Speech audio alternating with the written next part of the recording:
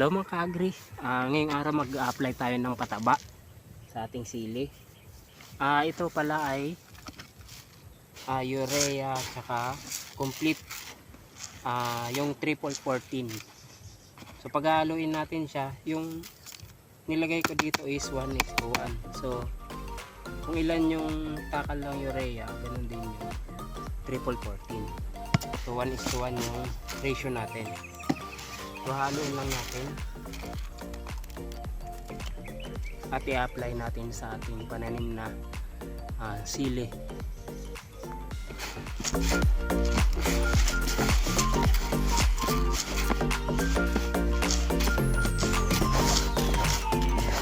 Halong-halo na siya.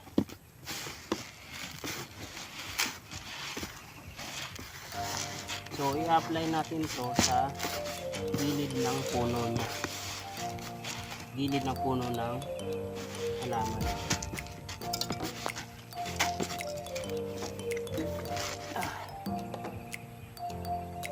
Ayan. Ayan. Ganito yung pag-apply.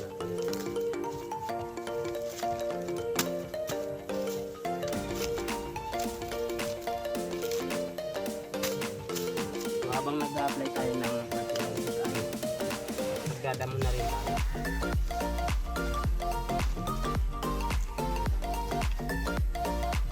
Dito natin i-apply sa gilid lang.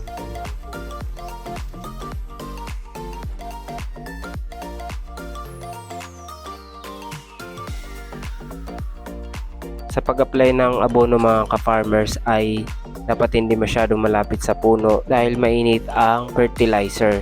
At para na rin yung makasipsip ng ating fertilizer ay yung mga secondary roots lang. At yung dami naman ng paglagay ay tansyahin lang natin na isang dakot sa isang puno.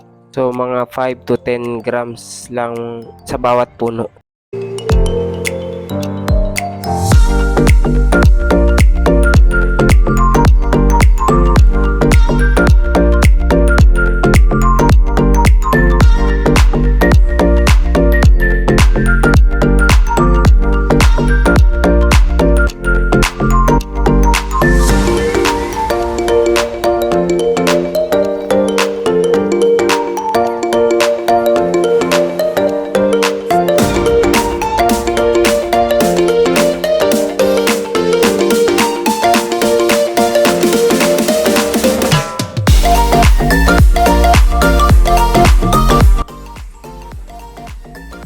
Bali ito nga pala yung mga nahuli nating tinanim mga ka-agri.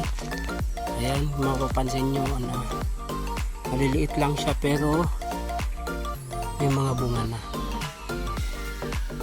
Medyo nabansot kasi ito dahil inabot ng tag-init,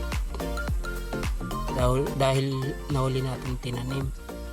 Pero medyo nagre-recover na yung kanilang mga sanga. So aabunuhan din natin to ng urea tsaka triple 14.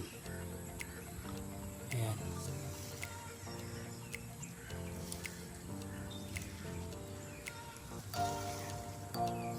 Maliliit lang yung puno niya pero may mga bunga na rin. Kaya lang konti lang yung sanga niya.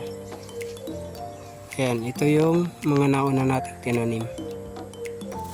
Ayan, malalaki. Dito naman yung huli.